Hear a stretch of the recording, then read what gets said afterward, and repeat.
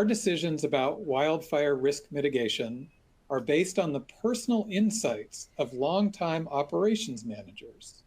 How can modeling complement their years of experience? Scott, do you want to start off on that one? Yeah, absolutely, Chris. So the key, I think, there is it gives them a subjective starting point.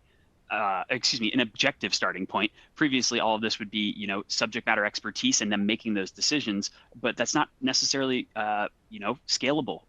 If we lose that one person in the workflow, how do we continue to leverage their expertise? So it gives them an objective starting point. They can then, use their knowledge and intuitions to modify what they think might happen, and help, feedback to validations and all that we discussed earlier. But it makes it scalable and allows for that not to just be, institutional knowledge within a single, experienced user, but we also are then going to be distributing that knowledge to others and have the same, baseline starting point of how we quantify all that. Right. David, do you want to add anything?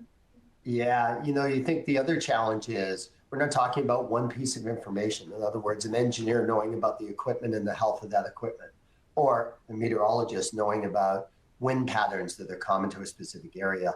Unfortunately, we have to combine all that together. And that's where the complexity comes, right? And that's why it's very, very difficult for one individual or a small group of individuals to manage that. That's why they've invested in these systems. It pulls all this complex information into one source with proven science and really quantifies it, right? It's interesting when we implement these systems, I always tell customers, the first thing you're going to see as we start applying the fire modeling is you're right away going to notice some of your circuits, if you will, light up as high risk. And you're not going to be surprised because you know about that.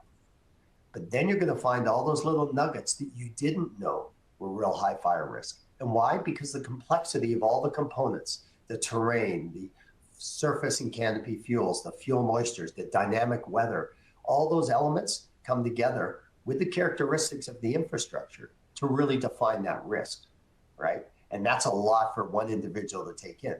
Now, it is important when you do have people that have considerable local knowledge, particularly about the landscape or the infrastructure. That is actually an ideal scenario because it really allows them to put this risk information to use much faster than those who don't have that local experience. So those that have those individuals, think of it, we're just giving them a much bigger bat, right? So they can really hit it out of the park because they previously couldn't accommodate all this complex information. Now they can, and they typically can digest it faster than sort of the layperson in it. So I think that's the other issue is really the complexity of all the elements.